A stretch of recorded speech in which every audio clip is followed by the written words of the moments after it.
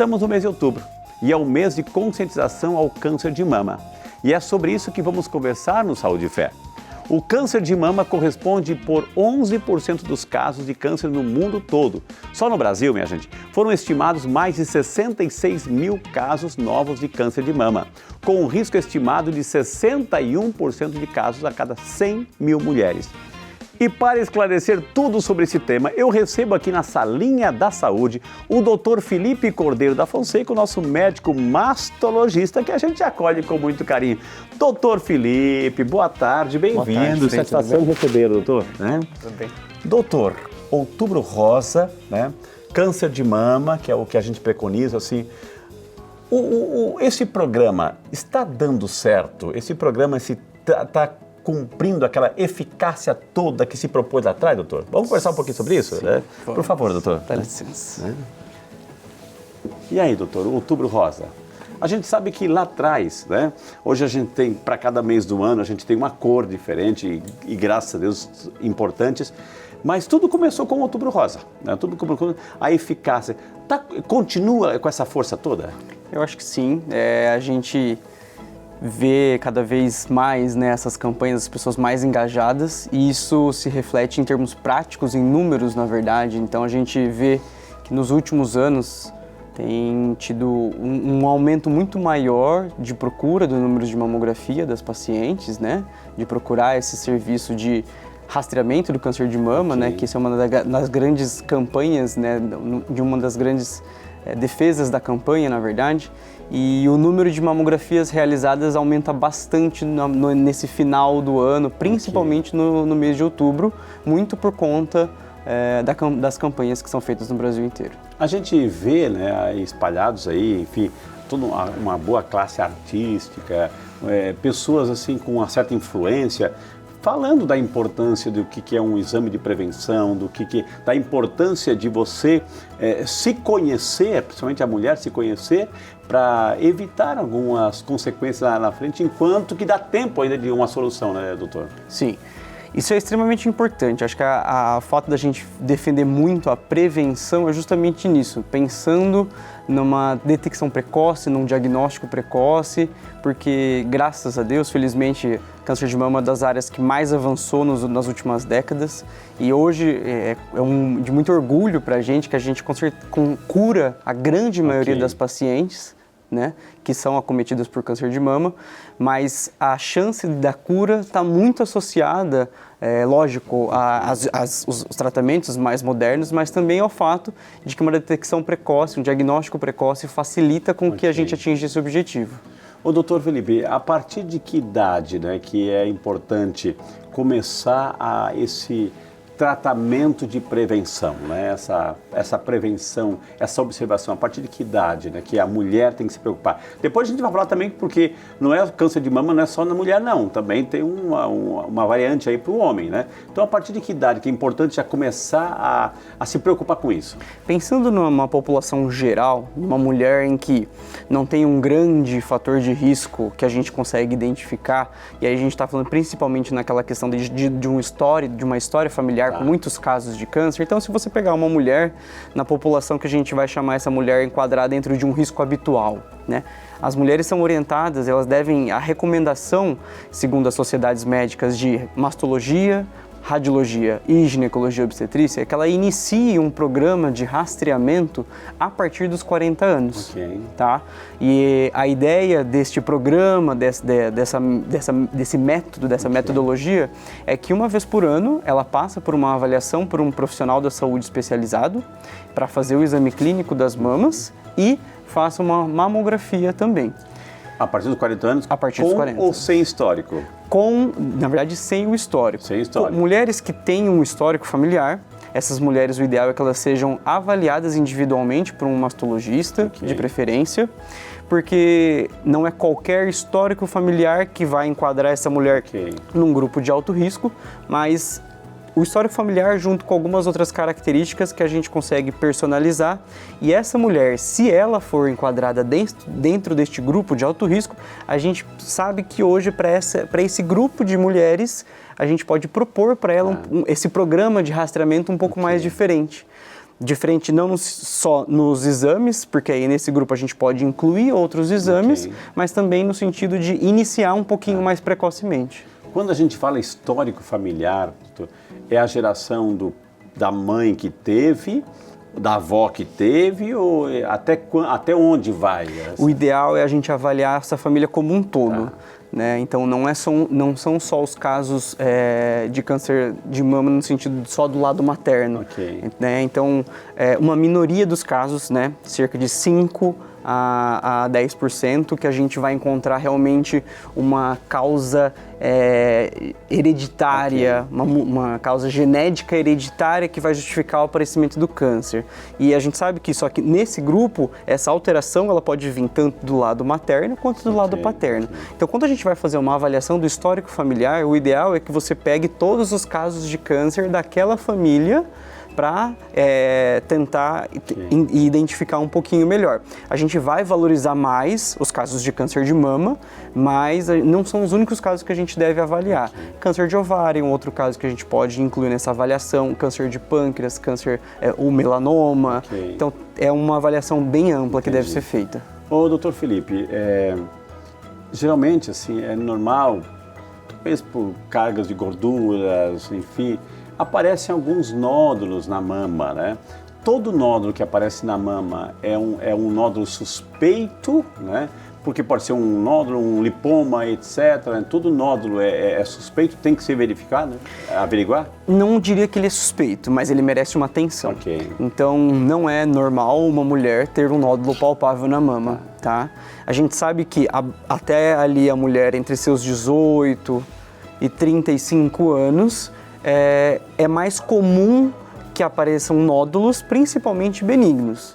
A partir dos 40 anos, não é tão comum aparecerem nódulos benignos. Então, a recomendação é que, em qualquer fase da vida da mulher, apareceu um nódulo que seja palpável, ele deve ser investigado. A gente tem algumas diretrizes específicas de acordo com a idade, então abaixo de 30 anos a gente investiga só com ultrassom, acima de 30 anos a gente já poderia pensar em ultrassom e uma mamografia. Mas não, de cara a gente não consegue dizer que todos os nódulos palpáveis são suspeitos, mas todos os nódulos palpáveis merecem ser investigados. Agora, no caso de um câncer, a gente tem até um molde aqui, doutor, a região da mama é uma região muito vascularizada, enfim, explica um pouquinho por que é uma região mais propensa ao aparecimento de um câncer.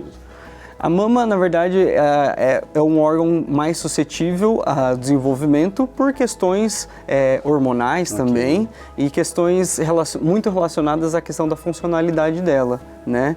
Então, ela vai sofrendo grandes modificações ao longo da vida da mulher, né? Então, desde o período de que a mulher vai se desenvolvendo, passa pela puberdade, depois passa pela menopausa. Então, a mama vai sofrendo grandes transformações, algumas dessas transformações induzidas por questões e mudanças hormonais, mas é muito mais por conta de ser ele naturalmente é um órgão mais suscetível.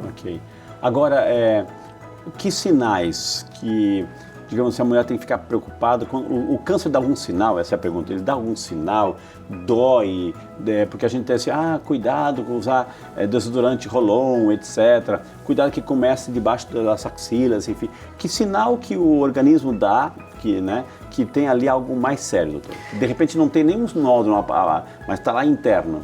Câncer de mama não tem relação com desodorante, acho que é bem legal a gente já desmistificar, na verdade não tem problema, não tem relação, a pessoa pode utilizar o desodorante que ela queira, que não tem nenhuma causalidade do uso de desodorante com o aparecimento do câncer, tá? Os principais sinais daquelas mulheres que manifestam câncer de mama, né, que vão dar o sinal, é principalmente o nódulo palpável, ele é um sinal, por isso que todo nódulo deve ser investigado, mas a gente pode ter outros sinais também. Então, a alteração da textura da pele, é uma pele que, de repente, começa a ficar um pouco mais grossa, com aspecto de estar um pouco mais inchada, um pouco mais avermelhada, pode ser algum sinal também de um câncer de mama, tá? A saída de secreção de uma maneira espontânea e com uma cor de sangue, né? Uma secreção sanguinolenta pelos mamilos, isso é bem importante, de forma espontânea, né? Pode ser outro sinal, tá? E retrações, então, às vezes, uma alteração no exame visual da mama, de repente o mamilo, ele fica desviado, tem alguma área de retração, alguma deformidade que não tinha, isso também podem ser sinais. Mas esses sinais, eles costumam aparecer quando o câncer de mama, geralmente, ele já não é ele já não é tão inicial, tá? O câncer de mama, de um modo geral, ele não dói, tanto o diagnosticado na forma inicial quanto nas formas mais tardias. Então, a dor não é um sinal que chama atenção, mas a gente tem formas de diagnosticar antes mesmo de o câncer dar um sinal, de aparecer alguns sintomas. Então, isso que a gente gosta muito de enfatizar, né? No Outubro Rosa fala-se bastante da importância do autoexame, mas o autoexame ele vai detectar o câncer de mama que já está manifestando algum tipo de sinal ou sintoma. E os exames de imagem, seja ele mamografia, seja ele ultrassom, eles são capazes de detectar o câncer de mama antes dele dar qualquer tipo de sinal, né? E aí a gente sabe que esse é o cenário ideal. Legal, doutor. Agora, assim, pode acontecer com um nódulo, de repente a mulher está palpando lá, está fazendo esse exercício dessa prevenção, apareceu um nódulo, sim, mas assim, semana que vem já não está mais ali, desapareceu, pode ir, voltar, ou ele se escondeu, enfim, doutor? Esses nódulos que geralmente as mulheres costumam sentir em determinados períodos do ciclo menstrual, isso é muito comum que a mulher sinta, cerca de 7 a 10 dias antes da mulher menstruar, não são nódulos de verdade. O que a gente vê nesses casos é que a mama está sob ação de alguns hormônios daquele determinado período do ciclo menstrual, que é um hormônio que a gente chama de progesterona. A mama fica mais inchada, fica mais dolorida, então nessa época as mulheres sentem muita sensibilidade na mama, e quando a menstruação vem, esse hormônio também abaixa, e aí a mama como se ela desinchasse, e ao desinchar ela não percebe mais aquele nódulo. Então a gente fala que as mulheres que vão praticar o autoexame de rotina, que ele seja feito na primeira semana após a menstruação, para não ter esse tipo de confusão e gerar uma angústia às vezes desnecessária. Estão chegando perguntas aqui no Saúde e Fé, a gente faz questão, se você está interagindo, se está com dúvida, é claro que a gente vai encaminhar aqui para o Dr. Felipe, como essa pergunta da Edilene Maia, de São Roque, São Paulo. Boa tarde, Edilene, seja muito bem-vinda, representando a tua linda cidade de São Roque aqui no Saúde e Fé. Mulheres com seios menores têm menos risco de desenvolver o câncer de mama? Pergunta a Edilene, doutor. Não. A chance de desenvolver o câncer de mama não está associado ao volume, ao tamanho, nem mesmo se é uma mama mais caída ou se é uma mama que não tem nenhum tipo de queda. Então não tem essa relação, o volume da mama com o risco do desenvolvimento. O senhor falou assim do início até a menopausa, etc., né? Ou seja, a menopausa que já tem as suas características todas, enfim, os hormônios, enfim, que já estão mais ou menos assegurados ali. Doutor, há uma diminuição do câncer de mama ou pode aparecer depois da fase da menopausa? Pelo contrário, na verdade, um dos principais fatores de risco para o desenvolvimento é a idade, né? Eu acho que o primeiro fator de risco é ser mulher, o sexo feminino, né? É o que tem o maior risco, e o segundo é a idade. Então, a quinta e a sexta década de vida é o pico de aparecimento do câncer de mama. Então, nessa fase que a gente tem que ficar mais vigilante ainda nessas mulheres. Porque ali já houve uma diminuição da carga hormonal, né, doutor? Sim. Mas não é até bom que a gente quebre um pouco, não é os hormônios, né, das mulheres que vão causar, é uma somatória de fatores, né, mas nesses fatores a idade de 50, 60 anos é um risco importante. E pode ser preventivo, doutor? Tudo isso pode ser preventivo. Nessa idade, fazendo os exames corretamente, fazendo esse acompanhamento, pode chegar nessa faixa etária, pode passar essa faixa etária sem nada, né? Pode, né? Felizmente, a maioria das mulheres não tem. Graças a Deus. Mas os exames, é importante a gente falar também que os exames, eles servem para detecção precoce, mas eles não têm uma relação com a questão do risco de desenvolvimento. Então, é bom também a gente desmistificar que fazer a mamografia, fazer ultrassom, ele não vai diminuir o risco de você ter a doença, mas eles também não causam câncer de mama, que é um outro mito que muitas mulheres têm, de que a radiação da mamografia pode causar câncer, e isso é mito, já foi quebrado por diversos estudos e não tem essa relação de causalidade. Mas os exames eles servem para prevenir no sentido de diagnosticar precocemente. E a gente tem hoje, isso a gente chama de prevenção secundária, né? A gente tem a prevenção primária, que são medidas que a gente tem, que a gente sabe, que vão de fato impactar numa redução do risco de câncer de mama. E de uma maneira mais geral, assim, a gente pode falar de um estilo de vida mais saudável, né? Então, manter-se dentro do peso adequado, atividade física, uma alimentação adequada, não exagerar em bebida alcoólica, não fumar. Então, tudo isso, um estilo de vida mais saudável, contribui para que você reduza o risco de não ter câncer. Não é uma garantia, mas com certeza você vai estar contribuindo para que esse risco seja menor. Pode acontecer, doutor, assim, o aparecimento de um câncer de mama? A gente viu aqui, entendeu, porque a questão da faixa etária, etc., 50, 60, que são os picos ali de surgimento, enfim. Mas pode aparecer, por exemplo, uma mulher bem mais nova. Eu vou colocar um exemplo, você vai dizer, não, Frei, isso não é um exemplo. A mulher está lá, recém ganhou neném, está amamentando e descobriu um câncer de mama. A pergunta é, o neném vai ter que tomar o leite. Ele vai tomar o leitinho da mamãe, que é saudável, enfim, pode entrar células cancerígenas pelo leite para o bebê? Não. Não existe? Não. Mas geralmente quando o câncer de mama é diagnosticado nesse momento, né, na gestação ou no período de amamentação, por conta dos tratamentos que vão ser instituídos nesse momento, geralmente essas mulheres acabam tendo que interromper a amamentação. Uma alternativa de alimentação para o neném. Sim, aí vou ter outras alternativas, mas geralmente não tem esse risco dela, ela não precisa carregar essa preocupação de que, nossa, até então eu não sabia, eu posso ter passado alguma coisa. Não pode, mas a partir do momento que é feito o diagnóstico, por conta dos tratamentos, provavelmente vai ser interrompido. Doutor, chegou a pergunta da Sandra Andrade, de Taubaté. Boa tarde, Sandra, bem-vinda também você ao Saúde e Fé, Sandra. É verdade que amamentar durante muito tempo pode causar câncer de mama? Pergunta a Sandra, doutor. Pelo contrário. Protege? Protege. A amamentação é um fator protetor contra o câncer de mama. Legal. Não é uma vacina, né? Sim. Então não é uma garantia, infelizmente, né? O fato de você ter amamentado não impede de que você no futuro não vai ter um câncer, mas com certeza contribui para reduzir esse risco, tá? A mama, a gente pode olhar para a mama em diferentes estágios de amadurecimento. E o último estágio de amadurecimento ele é atingido quando a mulher passa pelo período de gestação e amamentação.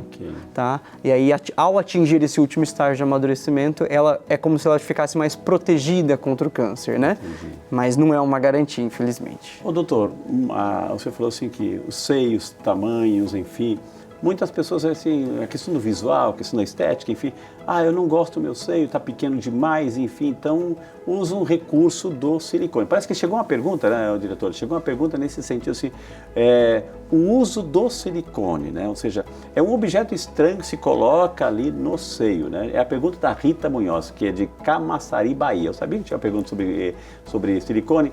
Quem tem silicone tem mais risco de ter câncer de mama? Pergunta a Rita, doutor. Porque não. É um objeto estranho que está ali, né?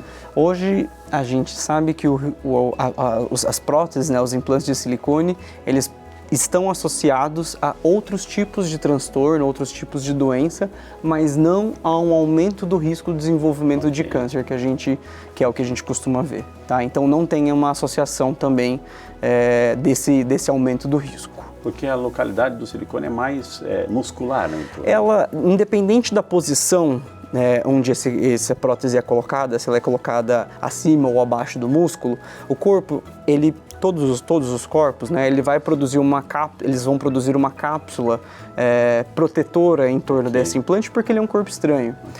Então não existe um contato direto entre a prótese e o tecido da mama, e também não tem um risco maior de você ter um câncer de mama se você possui prótese. Muito bem, gente, quantas informações estamos aprendendo hoje com o Dr. Felipe sobre câncer de mama, Outubro Rosa. Já estamos de volta com o nosso Saúde e Fé. Hoje fala sobre prevenção do câncer de mama, a eficácia dessa campanha do Outubro Rosa. Gente, aqui conosco o Dr.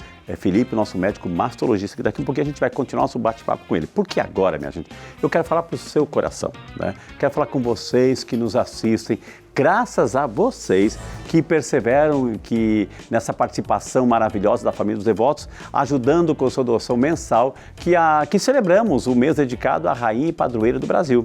Obrigado por sua fidelidade e generosidade, ajudando na missão de acolher e cuidar da Casa da Mãe Aparecida. Se você ainda não participa, mas deseja ajudar, entre hoje mesmo para a Família dos Devotos, ligando para o telefone mais amado de Nossa Senhora, 0300 210 1210. O Santuário Nacional conta com a sua fidelidade. Ela é fundamental, minha gente, para ajudar a manter a Casa da Mãe Aparecida. E desejar bem-vindo você que está dizendo hoje, eu quero ser Família dos Devotos. Deus abençoe, muito obrigado, viu?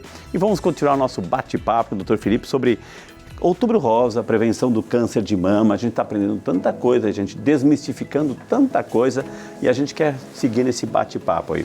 Doutor, a gente sabe que a mama é uma região muito vascularizada, enfim, né?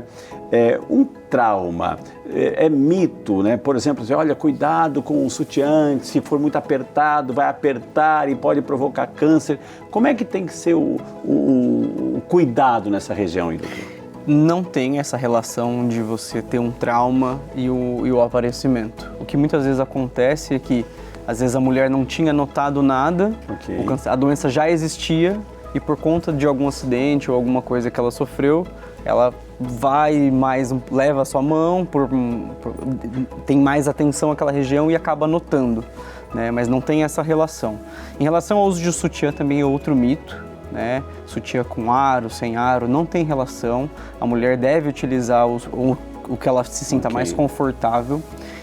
Inclusive, para mulheres que têm mamas mais sensíveis, mais dolorosas, a nossa recomendação é que você tenha que prover mais sustentação para as mamas, através de uso de um sutiã ou um top de ginástica que seja confortável, mas que seja mais justo, que dê uma sustentação para a mama, justamente para você ter uma melhora um pouquinho dessa dor. Agora, doutor Felipe, o fato assim de estar em tratamento de câncer de mama, eu posso continuar uma vida normal, fazer exercício, caminhada, posso fazer? É recomendado que seja feito. Tá. Durante o tratamento, desde que a mulher tenha condições e isso seja avaliado pelos seus médicos, pela equipe que esteja cuidando dela, liberando para que ela, principalmente por conta do contato social, é bom que ela continue, principalmente a atividade física. Tá? A gente hoje tem estudos que falam que durante o tratamento e principalmente após o tratamento, a atividade física melhora os resultados, né? A atividade física depois, né, que a mulher já passou pelo tratamento, ela tem um impacto muito significativo na redução dessa doença voltar. Eu sei que o senhor vai dizer que prefira uma alimentação saudável. Eu sei que exercício físico, alimentação saudável, enfim. Mas existe algum tipo de alimento que pode prejudicar, doutor, assim, a eficácia do tratamento ou até mesmo, de repente, o surgimento? Eu acho que, de maneira geral, os alimentos que são ultraprocessados, eles estão, sim, associados a um pior resultado final. Então, evitar. Evitar. Tá, okay. Eles também, e aí a gente vai estar, eles também estão associados ao maior ganho de peso, uma alimentação baseada em alimentos processados, ultra industrializados, eles também estão associados à obesidade, que é um grande vilão para o câncer de mama. Quando aparece a manifestação de um câncer na mama, numa das mamas, é inevitavelmente que vai aparecer na outra também, porque trabalham conjuntos, enfim, ou pode surgir só numa e ficar naquela ali? Não, o câncer de mama que aparece nas duas mamas ao mesmo tempo ou mesmo depois é muito mais raro, não é uma coisa frequente que a gente vê, não. Tá? Geralmente, a grande maioria dos casos é em uma mama só. Chegou uma pergunta da Patrícia Garcia, de Jundiaí, São Paulo. Boa tarde, Patrícia. Bem-vinda ao Saúde e Fé, Patrícia. Eu tenho casos de câncer na minha família. Eu devo fazer como aquela atriz americana e tirar as mamas para não ter o câncer? Certamente ela se refere a Angelina Jolie, né, que fez um estudo, um mapeamento, sim, e resolveu a prevenção, já que ia ter lá na frente, tirou agora, né? E aí, doutor? Essa estratégia de você fazer essa cirurgia, de remover as mamas para reduzir o risco, ela hoje a gente sabe que é uma estratégia que só é indicada naquelas mulheres em que tem o histórico familiar, mas também fizeram um mapeamento genético e neste mapeamento genético foi identificado uma mutação, que é uma variação da normalidade, tá? Que está associado a um risco muito grande de desenvolver câncer de mama. Então, determinadas alterações, como a que a Angelina Jolie tem, o risco de câncer de mama das mulheres que têm essa alteração chega a 80% ao longo da vida. Então, nesse caso, se justifica. Aí, nesse caso, se justifica, né, essa cirurgia, porque é uma cirurgia bem extensa, é uma cirurgia que envolve muitos riscos, né? Então, não está indicado simplesmente pelo histórico. O histórico é o ponto de partida para você fazer essa investigação genética. A cirurgia, no caso, aí a gente vai falar de retirada de mama, enfim, é a única solução ou pode ser também um tratamento alternativo prévio a ter, depois de ser submetido a uma cirurgia? Você diz no grupo de mulheres que... Isso, já com câncer, com câncer. Não, a cirurgia é um dos pilares do tratamento. A gente tem hoje, de modalidades de tratamento, a cirurgia é uma delas, e aí a gente tem a radioterapia, a quimioterapia, os medicamentos que são os bloqueadores hormonais, a imunoterapia, que é uma das últimas novidades que a gente tem, e os medicamentos que a gente chama de terapias-alvo. Então é um arsenal bem grande que a gente tem disponível para utilizar para as nossas pacientes, mas é importante saber que nem todos os cânceres vão necessitar de todos esses tratamentos, né? A gente tem ferramentas e exames específicos que a gente que a gente consegue identificar para aquele tipo específico de câncer quais são os medicamentos que a gente consegue utilizar. Doutor Felipe, a gente ouvindo os relatos, enfim, a importância da mama para a mulher, enfim, para o corpo inteiro, mas assim, a questão também estética, tudo mais, assim, o visual. De repente, você tem que conviver com a possibilidade de retirar uma ou as duas mãos, ou seja, eu vou ser mutilada, a expressão que muitas usam, mutilada, ou seja, como é que é feito esse processo? Quando que se chega à conclusão, eu tenho que tirar, o médico chega à conclusão, para salvar a tua vida, eu tenho que tirar a mama, né? Como é que é feito isso? De uma maneira geral, sempre que possível, né, a gente prefere por preservar a mama, tá? Então, hoje, né, a gente não tem essa preferência na grande maioria dos casos de partir para a retirada da mama, justamente por todos esses fatores, né? É uma cirurgia maior, uma cirurgia de um risco maior e também tem essa questão da parte cosmética, né, que é estética, que é muito importante e que tem que sempre ser levado em conta. Mas em alguns casos é necessário fazer. E esses casos estão principalmente relacionados ao tamanho da doença relacionado ao tamanho da mama. Esse é um dos nossos principais parâmetros que a gente utiliza. Então, quando a gente consegue preservar, tirar o tumor e utilizar o restante da mama para preservar e reconstruir aquela mama com aqueles próprios tecidos que restaram e prover para a paciente um resultado estético agradável, a gente sempre opta por essa opção porque ela é mais segura. Agora, tem determinadas situações que as doenças são muito grandes ou algumas doenças que não respondem, às vezes, aos tratamentos que a gente institui antes da cirurgia e aí, às vezes, a gente acaba tendo que fazer a cirurgia de retirada. Fazer a cirurgia de retirada das mamas não é sempre ficar sem mama, né? Graças a Deus a gente tem inúmeras técnicas de reconstrução que a gente não consegue deixar as mamas exatamente iguais, mas a gente consegue prover para aquela paciente uma satisfação que é muito, muito significativa. Tá. Agora,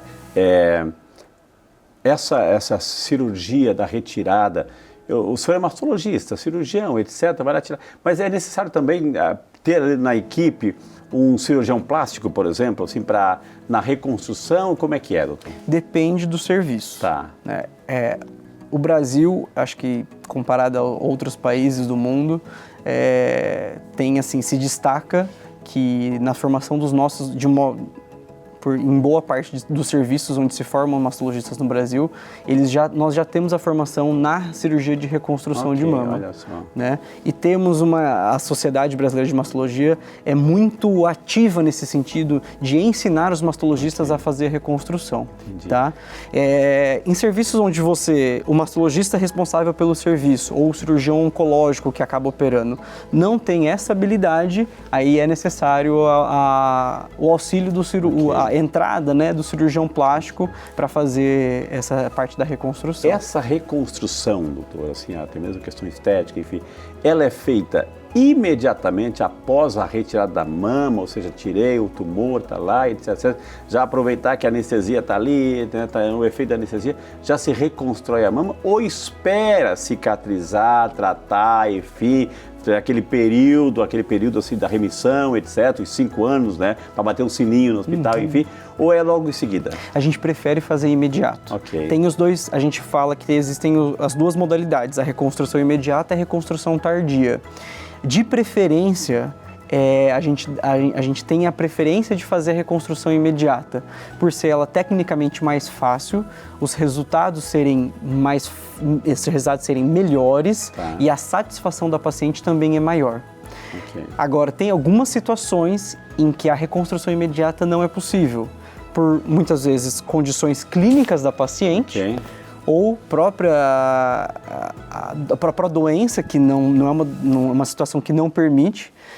Então, determinados tumores, pelo comportamento muito agressivo, você opta por deixar a reconstrução para depois, porque se você fizer a reconstrução imediata, pode ser que essa paciente tenha alguma complicação e isso atrase o tratamento. Okay. Então, para não prejudicar o prognóstico de vida daquela paciente, a gente opta por reconstruir, né, depois. Mas a gente tem a preferência por fazer a reconstrução imediata. Agora, uma pessoa que de repente assim, poxa, olha, eu não quero, voltou da anestesia, etc. Eu não quero que faça reconstrução agora, não preciso, não quero passar por isso de novo, etc. Passaram 5, 10 anos, mas assim lá na frente, poxa vida, por que eu não fiz? Posso fazer? Pode, né? Pode. A pessoa pode fazer? Pode, existem técnicas, tá, que são utilizadas. Muitas vezes essa paciente, por conta da mastectomia, que não foi feita a reconstrução, ela vai precisar, muitas vezes, trazer pele de outra, okay, região. Então tem uma cirurgia que a gente utiliza técnica para retirada de pele, para trazer das costas, dorso, okay, ou às vezes do abdômen, né? Okay. Mas é possível. Okay. Com ou sem implante de silicone, mas é possível. Uma perguntinha assim capciosa, ou seja, ela vai ter que arcar por conta ou o sistema também pode oferecer isso? Mesmo que ela se arrependa, não quis na hora, mas lá na frente ela tem esse direito? Por lei, o SUS tem essa obrigação de fornecer a reconstrução. Mesmo que ela não fez lá atrás? Mesmo que ela não fez lá atrás. Né? Passaram-se 10 anos, ela não fez na época. Ela decide, por lei, o SUS tem a obrigação de prover essa reconstrução, mas tem que sempre ser avaliado, né? Claro, muitas vezes condições clínicas da paciente vão dificultar e impedir uma cirurgia. Como vale a pena perguntar? Chegou outra pergunta interessante, assim, que a Nair Santos, de São Gonçalo, no Rio de Janeiro, acompanhando o nosso Saúde e Fé, manda essa pergunta, doutor. Fatores emocionais podem causar o câncer de mama, ou seja, uma irritabilidade, um trauma, um pânico, enfim, uma situação de desajuste, desordem interior, enfim, pode causar aí, né, ser um estupim do surgimento de um câncer? Não, né, doutor? Não. Tem muita gente que tem essa ideia de que uma tristeza profunda pode causar o câncer de mama, mas não tem esta relação. É claro que uma situação emocional pode até, a gente sabe, assim, pode até baixar, né, o sistema imunológico, enfim, prejudica, atrapalha, enfim. Então é isso que pode, assim, se já tem a situação, pode agravar, né, doutor? Sim, você pode ficar mais suscetível, okay, né, um estado de estresse crônico pode te deixar mais suscetível ao desenvolvimento, mas não ele ser a principal causa para o desenvolvimento da doença. Existe possibilidade, já voltando ao tratamento, à cirurgia, doutor, de tirar, eu vi, me preparando para o programa aqui, tem uns quadrantes, vamos tirar só um quadrante da mama, explica isso, doutor. Até a década de 80, tá? Infelizmente a cirurgia que era padrão era a cirurgia da mastectomia. Retirar tudo. Retirava tudo. Na dúvida, tira. Exatamente. Só na década de 80 que foram os estudos nos Estados Unidos e nos estudos italianos, que começaram a ideia de você retirar a doença e preservar o restante da mama. Tá? O molde aí. Então, na década de 80, esses estudos que mudaram, foi uma grande mudança de paradigma no tratamento do câncer de mama, né? Eles começaram a avaliar em você fazer o que a gente chama de quadrantectomia ou quadrante, que todo mundo fala, né? Então, de uma maneira, você vai dividir a mama em 4 quadrantes, né? Então, divide a mama em 4 e dessa forma, no quadrante que estivesse a doença, você removia todo aquele quadrante e preservava o restante da mama. E isso foi evoluindo, né? Hoje a gente não chama mais tanto de quadrantectomia, de maneira a gente chama cirurgia conservadora da mama.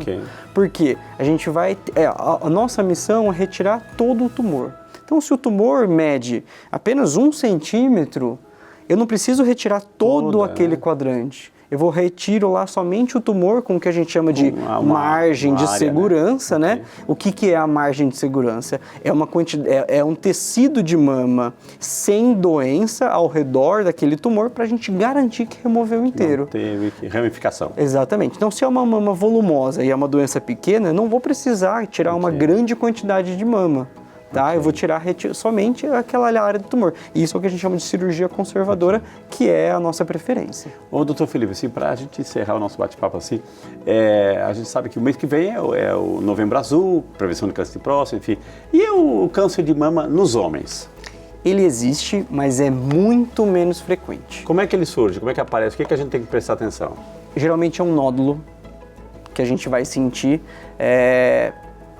Geralmente o câncer de mama não é atrás da areola, atrás do mamilo. Geralmente ele vai aparecer ao redor do mamilo de uma consistência endurecida. Mas pode ser um linfoma também, etc. Pode. Tem que investigar. Sentiu, tem que investigar. Para homem, não tem nenhum exame periódico, então o homem não precisa fazer mamografia, homem não precisa... Mas fique atento nos... Mas caso sinta alguma coisa, alguma alteração, deve procurar um atendimento. Gente, como foi bom, como a gente aprendeu hoje, né, nesse Outubro Rosa aqui com o doutor Felipe, nosso médico mastologista que deu uma aula de conhecimento e repartiu a sua sabedoria conosco, viu? Como não agradecer tudo isso. Doutor, muito obrigado, foi uma aula, foi um prazer recebê-lo. Não demore muito, né? Porque a gente tem muito assunto nesse Outubro Rosa, doutor, viu? Muito obrigado, doutor. Né? Obrigado, uma boa tarde. Pode ter certeza que convidando estarei aqui de novo. Que Deus abençoe sempre mais, viu, gente? Deus abençoe. Obrigado. Viu? Gente, depois dessa aula com o doutor Felipe, a gente aprendeu a cuidar do nosso corpo, né? Físico, a parte fisiológica e a parte espiritual. Então, que tal convidar você agora para encerrarmos juntos esse programa com o nosso momento de oração? Pai de bondade, rogamos que derrames tua esperança nos corações dos enfermos, que eles sejam renovados em corpo e espírito, sentindo tua presença acolhedora a cada momento. Que a esperança em tua promessa de cura e salvação seja o alicerce de suas vidas. Concede-lhes, Senhor, a graça da cura e a bênção de dias mais felizes. Por Cristo, nosso Senhor. Amém.